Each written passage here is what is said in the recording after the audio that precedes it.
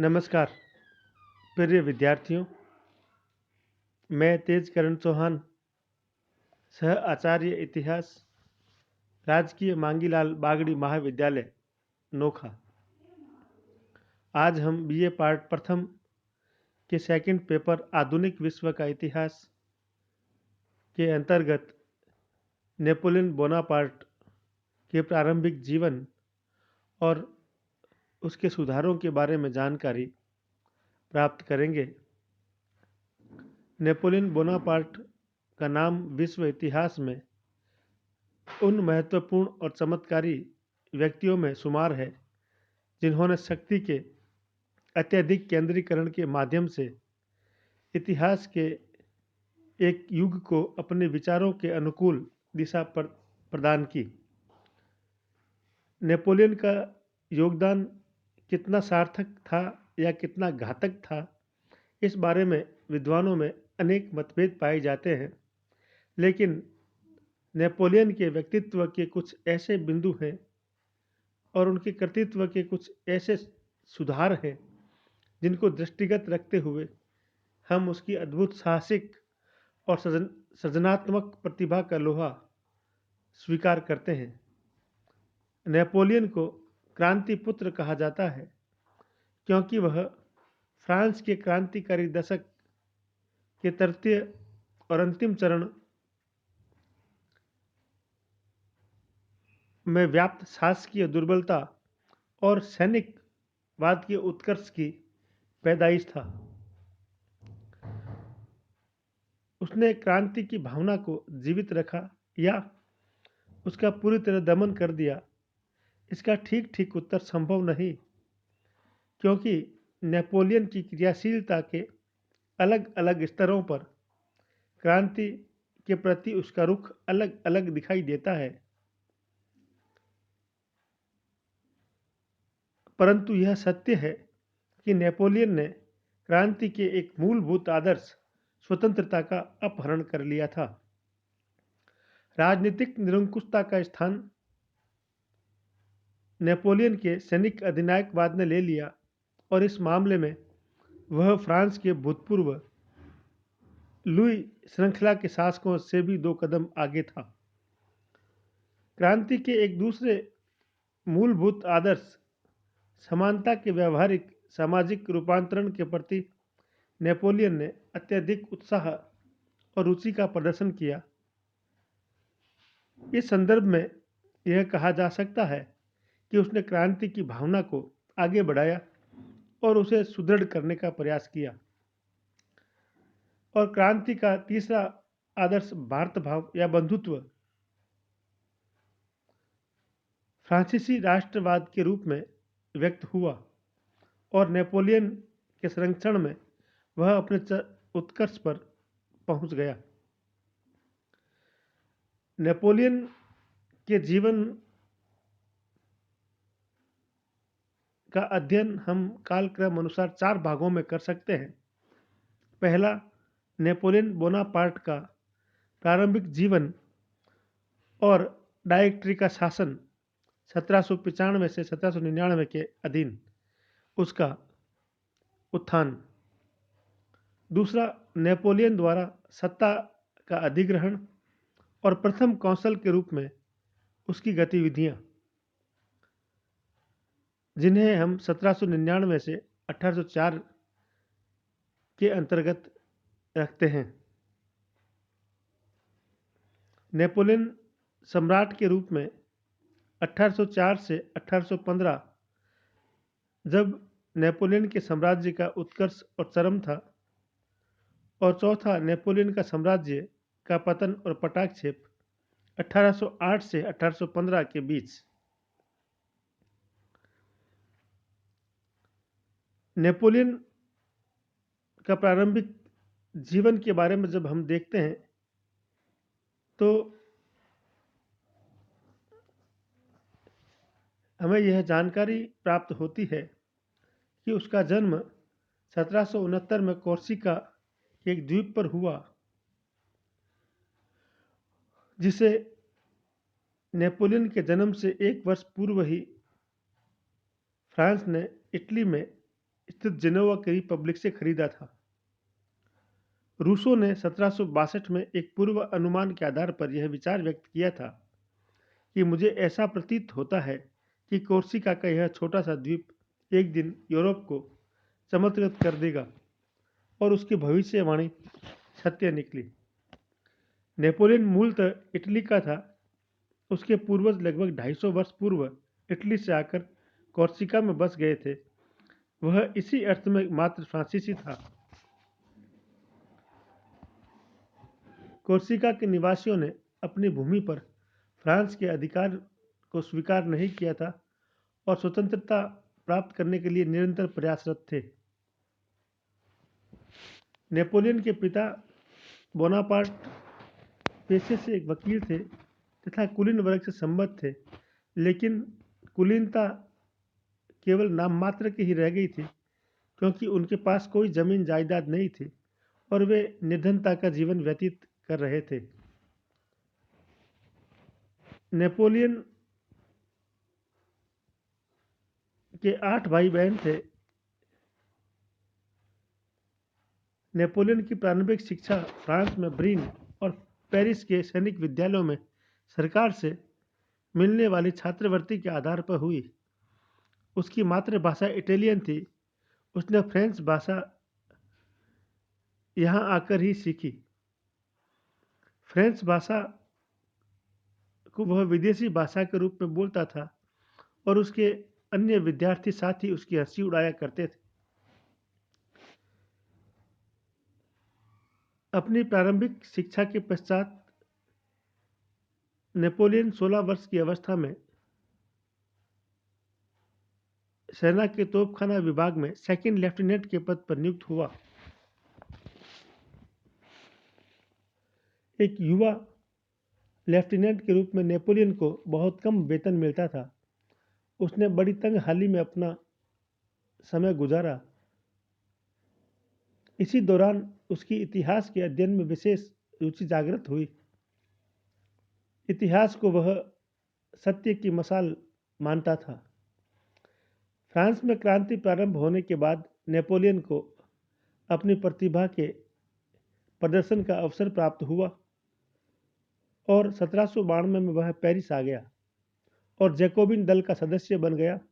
France की क्रांतिकारी सेना को प्रशिक्षित सैनिक अफसरों की आवश्यकता थी, अतः नेपोलियन अपनी योग्यता के आधार पर सेना में शामिल हो गया। 1793 में वह फ्रांसीसी सेना के तोपखाने में लेफ्टिनेंट के पद पर नियुक्त होकर तूलो नामक नगर पर कब्जा करने के लिए भेजा गया। यह तूलो का अभियान ही उसका भाग्य विधाता बना। तूलो पर एक ब्रिटिश जहाजी बेड़े के कप्तान हुड ने अधिकार कर लिया था और फ्रांस की तत्कालीन सरकार राष्ट्रीय सम्मेलन के लिए एक बड़ी चुनौती बन गया था। नेपोलियन ने तोपखाने के आक्रमण की नवीन पद्धतियों को अपनाकर अपनी सैनिक प्रतिष्ठा को स्थापित किया। नेपोलियन की कुशलता ने फ्रांस की सेना के तूलों पर अधिकार करने में सफलता प्राप्त की। उसकी यह सफलता 24 वर्ष की अवस्था में ही उसे ब्रिगेडियर जनरल के पद तक ले गई। 5 अक्टूबर 1795 को पेरिस में राजतंत्रवादियों के एक समूह ने राष्ट्रीय सम्मेलन के विरुद्ध विद्रोह किया, जो वेंदे मिएरे के विद्रोह के नाम से प्रसिद्ध है। उस समय अपने तोपखाने के कुशल संचालन के माध्यम से उसने इस विद्रोह का दमन किया और इस प्रकार उसने फ्रांस के गणतंत्र को बचाया। डायरेक्टरी के शासनकाल के दौरान नेपोलियन की प्रगति हुई। डायरेक्टर 12 नेपोलियन की सैनिक योग्यता से बहुत प्रभावित था। उसने 1796 में इटली के सैनिक अभियान हेतु कमांडर नियुक्त किया। यह अत्यंत महत्वपूर्ण दायित्व था और इस दायित्व के कुशल निर्वहन ने नेपोलियन की सैनिक विजयों की धाक जमा दी।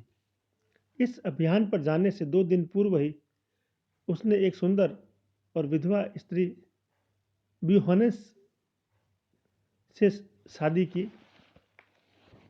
इटली का सैनिक अभियान नेपोलियन के भाग्य का उत्कर्ष था। यह अभियान 1796 से अप्रैल 97 तक चला। इस अभियान की समीक्षा इन शब्दों में इतिहासकार करते हैं कि वह आया, उसने देखा और उसने उसे जीत लिया। बोनापार्ट का प्रथम इटली अभियान सैनिक दृष्टि से एक अत्यंत श्रेष्ठ अभियान था, जो युद्ध की कला का एक आदर्श प्रतिमान था। इस सैनिक अभियान में नेपोलियन ने 35,000 फ्रांसीसी सैनिकों के साथ आल्प्स पर्वतमाला की ओर प्रस्थान किया। वहां उसे सार्डिनिया और ऑस्ट्रिया की सम्मिलित सेनाओं का सामना करना पड़ा, जिसमें 70,000 के लगभग सैनिक थे।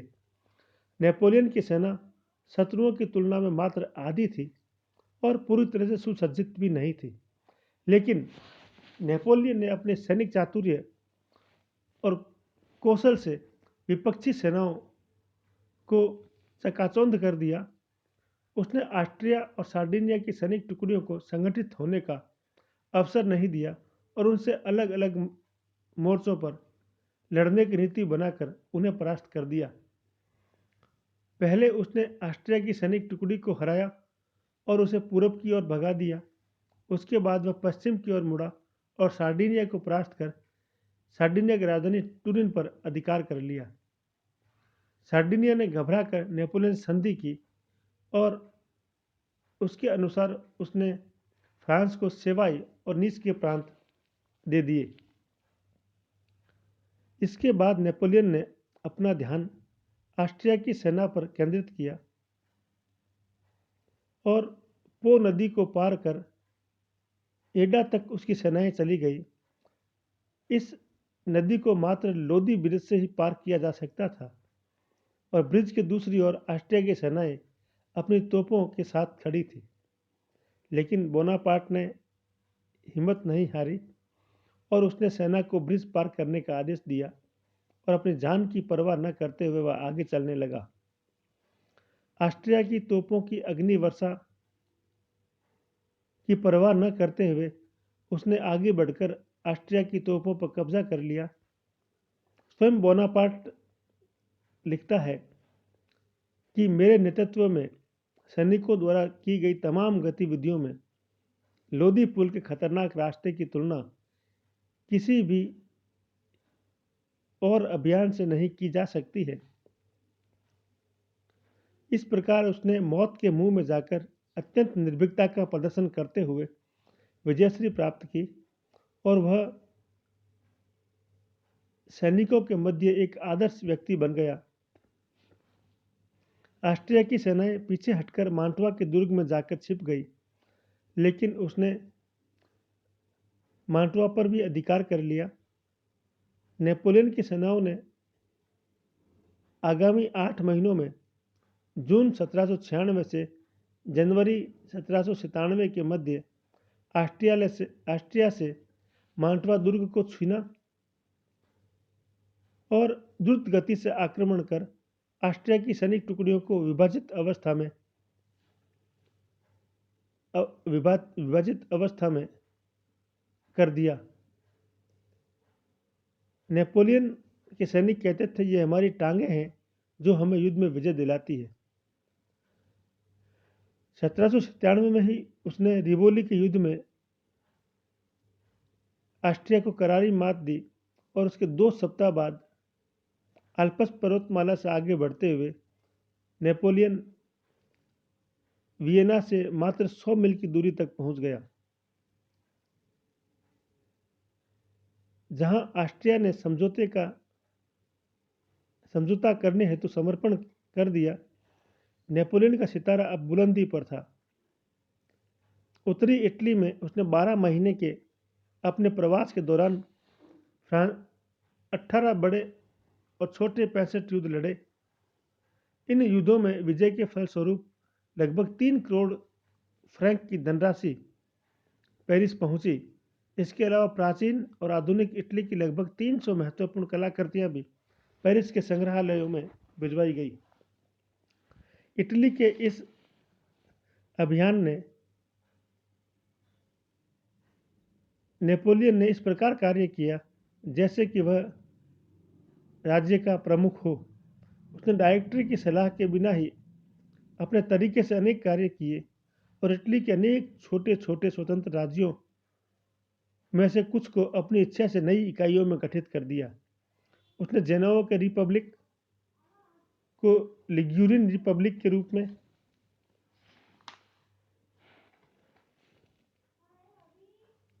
नेपोलियन ने वेनिस के रिपब्लिक पर भी अधिकार कर लिया और यूरोप के प्राचीनतम और गौरवशाली राज्यों में से एक था। नेपोलियन ने पोप और वेनिस के राज्यों से प्राप्त भूमि को मिलान नगर से जोड़कर सिसलपाइन गणतंत्र के रूप में स्थापित किया। ऑस्ट्रिया में नेपोलियन राजा महाराजाओं की तरह अपना दरबार लगाने लगा। 17 अक्टूबर 1797 को ऑस्ट्रिया ने फ्रांस के साथ कैंपो फॉर्मियो की संधि पर हस्ताक्षर किए, जिसके अनुसार लोम्बार्डी और बेल्जियम का क्षेत्र फ्रांस को प्राप्त हुआ और फ्रांस ने इसकी एवज में ऑस्ट्रिया को वेनिसिया का क्षेत्र दे दिया। इटली वासियों के लिए नेपोलियन एक महान व्यक्ति के रूप में अवतरित हुआ, जिसने उन्हें ऑस्ट्रिया के निरंकुशतावाद और प्राचीन सामंतवाद से मुक्ति दिलाई। 28 वर्ष की उम्र में नेपोलियन फ्रांस का राष्ट्रीय नायक बन गया। वह अपनी लोकप्रियता के बलबूते पर आसानी से डायरेक्टरी का सदस्य बन सकता था, लेकिन डायरेक्टरी का सदस्य बनने के लिए 40 वर्ष की उम्र आवश्यक थी। नेपोलियन अपनी सत्ता के औपचारिक केंद्र में आने के लिए इस समय को अभी पूर्ण परिपक्व नहीं मानता था और अपनी सैनिक कीर्ति को उच्च स्तर पर ले जाने का आकांक्षी था। कैंपो फॉर्मियो की संधि के बाद फ्रांस के सामने केवल इंग्लैंड ही एक बड़ी शक्ति बच गया था, लेकिन इंग्लैंड अपनी नौसैनिक शक्ति, उपनिवेशों की संख्या और व्यापारिक समृद्धि के कारण एक दुर्जयी शक्ति बना हुआ था। डायरेक्टरी ने नेपोलियन को इंग्लैंड के विरुद्ध सैनिक अभियान का कमांडर भी नियुक्त किया। नेपोलियन का मानना था कि इंग्लैंड पर प्रत्यक्ष आक्रमण कर उसे जीतना बहुत मुश्किल है। इंग्लैंड को पराजित करने के लिए पहले उसे निर्बल बनाने की आवश्यकता है और उसका विश्वास था कि इंग्लैंड की शक्ति और समृद्धि का स्रोत उसे भारत के उपनिवेश से मिलने वाला धन है। यदि भारत पर अधिकार करके अंग्रेजों को वहां से भगाया जाए तो इंग्लैंड की शक्ति टूट सकती है और उसे तब परास्त करना आसान होगा। इस दृष्टि से नेपोलियन ने योजना बनाई कि पहले मिस्र पर आक्रमण करे और उसे जीत कर भारत की भूमि के लिए आधार बनाए। नेपोलियन इस दृष्टि से सिकंदर के पद चिन्हों का अनुसरण कर रहा था। वह अपनी कल्पना के बारे में उसने कहा, मैं स्वयं को एशिया के मार्ग की ओर देख रहा हूँ, हाथी पर बैठा हुआ और सिर पर पगड़ी बांधे हुए। इधर डायरेक्टरी के सदस्य पेरिस में नेपोलियन की बढ़ती हुई लोकप्रियता से परेशान थे। उन्होंने बड़ी सहजता से नेपोलियन के मिस्र पर आक्रमण करने की योजना को स्वीकृति प्रदान की। 1798-1799 में नेपोलियन ने 38,000 सैनिकों की सहायता से मिस्र की ओर रवाना हुआ। उसके साथ अनेक विशेषज्ञ और विद्वान लोग भी थे जो मिस्र के आसपास के ऐतिहासिक, सांस्कृतिक और वैज्ञानिक अध्ययन के लिए साथ गए। भूमध्य सागर में ब्रिटिश सेना से बचते हुए नेपोलियन आगे बढ़ा। उसने माल्टा पर अधिकार किया। मिस्र उस समय तुर्की के सुल्तान के अधीन था, लेकिन मिस्र के वास्तविक शासक मामलुक थे जो वहां के सामंती सैनिक जाति थे। नेपोलियन ने अलेक्जेंड्रिया पर अधिकार किया। उसके बाद वह काहिरा की ओर रवाना हुआ, लेकिन जलती हुई रेत की यह यात्रा बड़ी कष्टकारक थी। 3 सप्ताह की यात्रा के बाद उसे काहिरा के पिरामिड दिखाई दिए। पिरामिडों के युद्ध में नेपोलियन की सेनाओं ने ममलूकों को करारी मात दी। इस युद्ध के फलस्वरूप नेपोलियन ने काहिरा पर अधिकार किया और एक प्रकार से वह मिस्र का मालिक बन गया। लेकिन नेपोलियन की यह सफलता स्थायी सिद्ध नहीं हुई। 1798 को 1 अगस्त 1798 को एडमिरल नेल्सन के नेतृत्व में ब्रिटिश जहाजी बेड़े ने अलेक्जेंड्रिया के पूर्व में स्थित अबूबकर की खाड़ी में डेरा जमाए हुए नेपोलियन के जहाजी बेड़े को परास्त कर दिया। यह युद्ध नील नदी के युद्ध के नाम से जाना जाता है। फलस्वरूप नेपोलियन को अपने जहाजी बेड़े से हाथ धोना पड़ा और वह सैनिक टुकड़ी के साथ मिस्र में अकेला रह गया। लेकिन फिर भी नेपोलियन ने हिम्मत नहीं हारी और उसने 1799 में ही सीरिया पर आक्रमण किया। वह नवीन विजयों से अपने सैनिकों का उत्साह बनाए रखना चाहता था तथा भारत और कुस्तुनतुनिया की तरफ प्रयाण जारी करने का स्वप्न संजोए हुए था। यद्यपि वह अपनी उम्मीदों में सफल नहीं हुआ। मिस्र से सीरिया तक का रेगिस्तानी रास्ता अनेक मुश्किलातों से भरा हुआ था। नेपोलियन की सेनाओं ने गाजा और जफा के किलों पर भी अधिकार किया। 2 महीने तक वह इसी संघर्षों में उलझा रहा। अंत में परेशान होकर वह काहिरा आया। तब तक वह अपने 5000 सैनिकों को खो चुका था। कुछ समय पश्चात उसने अबू किर के युद्ध में तुर्की की सेनाओं के विरुद्ध एक महत्वपूर्ण विजय प्राप्त की। बोनापार्ट को लेकिन अब एहसास हो चुका था कि पूर्वी साम्राज्य के उसके स्वप्न को साकार करना संभव नहीं है और न ही मिस्र में दीर्घकालीन अधिकार बनाए रख पाना। अतः बोनापार्ट ने अपने सैनिक अभियान को अपने अधिकारी को छोड़कर फ्रांस लौटने का निश्चय किया। फ्रांस में हो रही घटनाओं के समाचार सुनकर वह एक दृढ़ निश्चय के साथ 1799 की रात को चुपचाप अपने चुनिंदा साथियों के साथ फ्रांस के लिए रवाना हुआ। उधर नेपोलियन ब्रिटिश सेना की निगाहों से बड़ी मुश्किल से बचते हुए 1799 अक्टूबर में फ्रांस पहुंचा। तब तक फ्रांस का दृश्य बदल चुका था। यूरोप की बड़ी शक्तियों ने फ्रांस के विरुद्ध एक संयुक्त मोर्चा बनाया और 1799 के मध्य तक इस मोर्चे ने फ्रांस को अनेक अवसरों पर नीचा दिखाया। इटली में नेपोलियन द्वारा प्राप्त सफलताओं पर पानी फिर चुका था। डायरेक्टरी के सदस्य अक्षमता और भ्रष्टाचार के कारण जनता का विश्वास खो चुके थे और नेपोलियन के लिए एक उपयुक्त अवसर था सत्ता के अधिग्रहण का। फ्रांस की जनता भी चाहती थी कि नेपोलियन जैसा कोई शक्तिशाली व्यक्ति सत्ता के केंद्र में हो। ऐसी अवस्था में नेपोलियन ने अपनी षड्यंत्रकारी योजना के तहत 18 और 19 ब्रूमेयर अर्थात 8, 9 और 10 नवंबर 1799 को फ्रांस में एक राज्य विप्लव गठित हुआ, जिसमें डायरेक्टरी का अंत कर नेपोलियन को फ्रांस की सत्ता के केंद्र में स्थापित कर दिया। डायरेक्टरी के स्थान पर अब फ्रांस में कॉन्सुलेट की स्थापना की गई, जिसके 3 काउंसिल सदस्य बनाए गए: नेपोलियन बोनापार्ट, साई और टूका। नेपोलियन प्रथम काउंसिल नियुक्त किया गया। इस प्रकार नेपोलियन की कौंसल के रूप में शुरुआत हुई, जो 1799 से 1804 तक चलती रही। इस दौरान नेपोलियन ने फ्रांस की कार्यकारी सत्ता प्राप्त कर फ्रांस के अनेक क्षेत्रों में सुधार करने शुरू किए और एक नवीन व्यवस्था बनाने का कार्य शुरू किया। अगले व्याख्यान में हम नेपोलियन के सुधारों के बारे में चर्चा करेंगे। जय हिंद, जय भारत।